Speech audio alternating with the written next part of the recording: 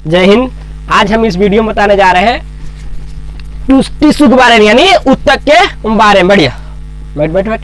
कौन सा क्लास है? बायोलॉजी का, जिसमें कि आज हम बताने जा रहे हैं ऊतक। इंग्लिश में बोले तो टिश्यू, इंग्लिश में बोले तो टिश्यू। अब बढ़िया समझेगा, ठीक बाबू? तू सबसे ज्यादा गधा कहीं का, माइक्रोफोन नहीं लगाया था। चलो जान लेते हैं ऊतक। ऊतक किसे कहते हैं, पहले ये बढ़िया जान लेते हैं, ठीक है? समझ विकास, तुम लोग भी देखो। समान कोशिकाओं के समूह को, समान कोशिकाओं के समूह को क्या कहते हैं? ऊतक कहते हैं। समान कोशिकाओं के समूह को ऊतक कहते हैं। वैसे कोशिका पर हम वीडियो बना दिए ऑलरेडी, 4 वीडियो। जो नहीं देखा उस जाके प्ले लिस्ट में देख लेना। समान कोशिकाओं के समूह को क्या कहते हैं? ऊतक कहते हैं। समान कोशिकाओं के समूह को ऊतक कहते हैं। समान कोशिकाओं के समूह को ऊतक कहते हैं।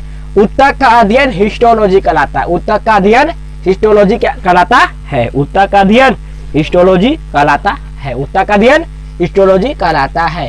हिस्टोलॉजी का जनक मालगिनी को बोलते हैं। हिस्टोलॉजी का जनक मालगिनी। हिस्टोलॉजी के जनक मालगिली। हिस्टोलॉजी के जनक मालगिली। समान कोशिकाओं समूह को ऊतक बोलते हैं। समान कोशिकाओं समूह को ऊतक बोलते हैं। ऊतक का अध्ययन हिस्टोलॉजी। हिस्टोलॉजी का जनक मालगिली। अब ये हम जान लेते हैं आगे कि सबसे पहले ऊतक का विकास सिलिंट्रेटा संघ, कौन सा संघ में? सिलिंट्रेटा संघ के जीव हाइड्रा जेलीफिश में हुआ था। हाइड्रा जेलीफिश में हुआ था सबसे पहले ऊतक का विकास। शुरुआती बता रहे बाबू, सबसे पहले ऊतक का विकास सिलिंट्रेटा, कौन सा संघ में? सिलिंट्रेटा संघ के जीव हाइड्रा जेलीफिश में हुआ था। ऊतक चार प्रकार के होते हैं। ऊतक कितने प्रकार के होते हैं? 4 प्रकार के होते हैं ऊतक। और ये जान लेते हैं 4 प्रकार के कौन कौन होते हैं। लग रहा होगा तुमको, जल्दी बता भैया। तो पहला है संयोजी ऊतक। कौन सा ऊतक? संयोजी ऊतक। और दूसरा है तंत्रिका ऊतक। और चौथा है पहला है संयोजी ऊतक, दूसरा है तंत्रिका ऊतक, तीसरा है पेशीय ऊतक, और चौथा है उपकला या एडिपोज ऊतक। ये 4 ऊतक के क्या है? नाम है। 4 ऊतक के क्या है? नाम है, क्योंकि ऊतक 4 प्रकार के होते हैं, सिंपल। और हम आगे जान लेते हैं ऊतक। तो पहला है संयोजी ऊतक। अब संयोजी ऊतक कहाँ, कैसे, क्या क्या करता है वो जान लेते हैं। जानना भी बहुत जरूरी है। इंग्लिश में बोलते हैं इंग्लिश में बोलते हैं कोनेटिंग टिश्यूज। यह शरीर के, यह कौन? संयोजी ऊतक। यह शरीर के विभिन्न अंगों को जोड़ने काम करता है। संयोजी ऊतक यह शरीर के विभिन्न अंगों को जोड़ने क्या करता है? काम करता है। इसका मतलब जितना भी विभिन्न अंग जुटा हुआ है, सब में सब संयोजी ऊतक काम करता है। तो यानी जोड़ने काम करता है। तो विभिन्न अंगों को जोड़ने काम कौन सा ऊतक करता है? तो संयोजी ऊतक करता है। कौन सा ऊतक करता है? संयोजी ऊतक करता है विभिन्न अंगों को जोड़ने काम। जैसे अस्थि, जहां तहां अस्थि, रक्त यानी खून, ब्लड, लसिका इत्यादि। जान गए? यानी संयोजी ऊतक के काम क्या है? विभिन्न अंगों को जोड़ना। संयोजी ऊतक के काम क्या है? विभिन्न अंगों को जोड़ना। या विभिन्न अंगों को जोड़ने का कार्य करती है, जैसे अस्थि, रक्त, लसिका इत्यादि। कोई दिक्कत? अब हम आगे जान ले। अगला है तंत्रिका ऊतक। कौन सा ऊतक? तंत्रिका ऊतक। कौन सा ऊतक बाबू? तंत्रिका ऊतक। अब ये क्या करता है? ये दूसरा ऊतक है। दूसरा तंत्रिका ऊतक।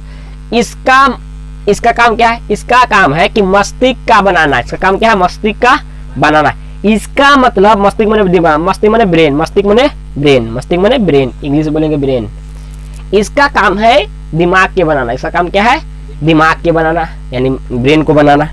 इसका मतलब है कि मस्तिष्क में कौन सा ऊतक है बाबू? पगला का ब्रेन, तंत्रिका ऊतक। इसका मस्तिष्क बनाना होता है और कुछ नहीं होता है। बस यह सूचनाओं का आदान प्रदान करता है। और करता क्या है? सूचनाओं का आदान प्रदान करता है। जैसे के गरिया रहा है, के बोल रहा है, सब क्या करता है? आदान प्रदान करता है। जैसे तीसरा पेशिया उत्तक, तीसरा क्या है? पेशिया उत्तक। तीसरा क्या है? पेशिया उत्तक, पेशिया उत्तक। इसका काम क्या है? इसका काम है कि इसका मांसपेशिया बनाना। क्या है? पेशिया उत्तक क्या बनाता है? मांसपेशिया। पेशिया उत्तक क्या बनाता है? मांसपेशिया। इसका मतलब कि मांसपेशिया क्या, कौन सा उत्तक के बना है? तो पेशिया उत्तक के मांसपेशिया बना है। कोई दिक्कत? यह शरीर को रक्षा प्रदान करता है। यह शरीर को बिल्कुल रक्षा प्रदान करेगा, करेगा, क्यों नहीं करेगा? हम लोग का शरीर में रक्षा प्रदान कर ही रहा है। हम लोग का शरीर में मांस है, और मांस में कौन सा उत्तक है?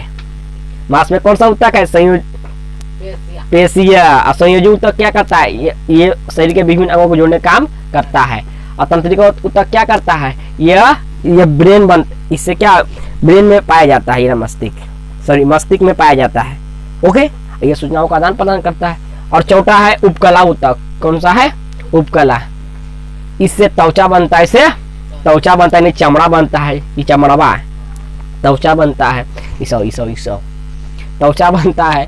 यह वसा को यानी फैट को संग्रहित करता है, यानी वसा यानी फैट को, फैट बोले तो मोटा उटा, ये वसा को संग्रहित करता है, संग्रहित में जमा करता है यानी स्टोर करता है, ये वसा को संग्रहित करता है। कोई दिक्कत? तो तुमसे फिर से एक सवाल है कि बताओ, हम लोग मस्तिष्क में कौन सा उत्तक है? तंत्रिका उत्तक। हम लोग का शरीर के अंगों, विभिन्न अंगों को जोड़ने का काम कौन सा उत्तक करता है? संयोजी उत्तक। कौन सा उत्तक? संयोजी उत्तक। कोई दिक्कत? हम लोग को सामने दिख रहा है त्वचा का निर्माण कौन सा उत्तक करता है? बता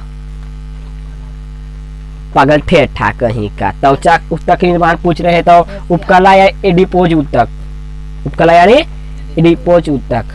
यह वसा को, यह इससे त्वचा बनता है, इससे क्या बनता है? त्वचा बनता है। यह वसा को क्या करता है? संग्रहित करता है। वसा क्या करता है? संग्रहित करता है। बुढ़ापे में वसा के कमी कारण, बुढ़ापे, बढ़िया सुनो, वो बुढ़ापे में वसा की कमी कारण, कुछ की कमी कारण, वसा के कमी के कारण चेहरे पर झुर्रियां पड़ जाती है। समझ में आया? बुढ़ापे में वसा के कारण, कुछ कारण, वसा यानी फैट के कारण, यानी मोटापा, गाल उल खिल रहता है जवानी में, बचपना में, बुढ़ापे में वसा की कमी हो जाता है। और वसा कमी हुआ तो ढचकल पचकल हो जाता है, दलिद्र ऐसे एकदम, है ना? तो बुढ़ापे में वसा की कमी कारण चेहरे पर क्या पड़ जाता है? झुर्रिया। क्या पड़ जाता है? झुर्रिया। झुर्रिया बोले तो लुकुर पुकुर, जैसे बुढ़ा और आदमी देखते हो ना, बुढ़ा बुढ़ी को लुकुर पुकुर पड़ जाते हैं। दादी मामा को देखे हुए कहते हैं हम सब, बाबा कैसे लुकुर पुकुर हो गया एकदम देखने में, है? अब अभी हम सब कैसे देखो तो इसीलिए कहा गया है कि कौन वो संग्रहित करके रख रहा था? कौन सा उत्तक? एडिपोज या उपकला उत्तक। कोई दिक्कत? तो हम 4 उत्तक के बारे में आज हम जान गए। कोई दिक्कत? तो फिर से तुमसे एक सवाल है कि कोशिकाओं के समूह को क्या कहते हैं? उत्तक। उत्तक किसे कहते हैं? कोशिकाओं समूह को उत्तक कहते हैं। उत्तक का अध्ययन क्या कहलाता है? कौन कहता है?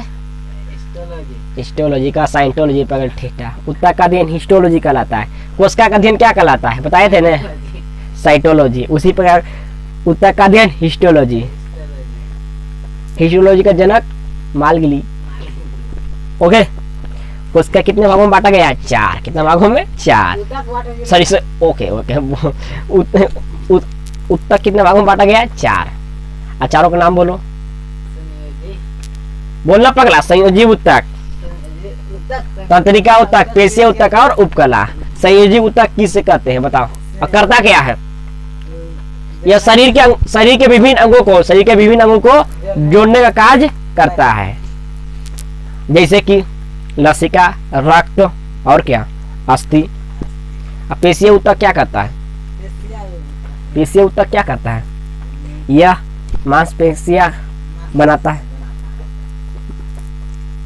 जैसे और आगे बोलो, जैसे अभी ये पढ़ाए गधा कहेंगे, अभी ये पढ़ाए हैं, यहाँ पर कुछ ही लिखे हैं। इसका मांसपेशी बनी होती है। क्या बने होते हैं? मांसपेशी बनी होती है। यह शरीर की रक्षा करती है। कोई दिक्कत?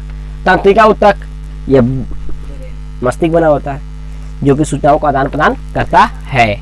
उपकला यानी एडिपोज से त्वचा बनी होती है, जो कि हमें वसा यानी फैट को संग्रहित करके रखता है। बुढ़ापे में वसा की कमी के कारण चेहरे पर क्या पड़ जाता है, झुर्रियाँ पड़ जाता है। कोई दिक्कत? तो आई होप आप लोग भी समझ गए होंगे। फिलहाल इस वीडियो में इतना ही, मिलते हैं नेक्स्ट वीडियो में। अगर आप लोग कोशिका का वीडियो नहीं देखा है तो आप लोग जाके देख लेना, ठीक है। तो तब के लिए जय हिंद, वंदे मातरम।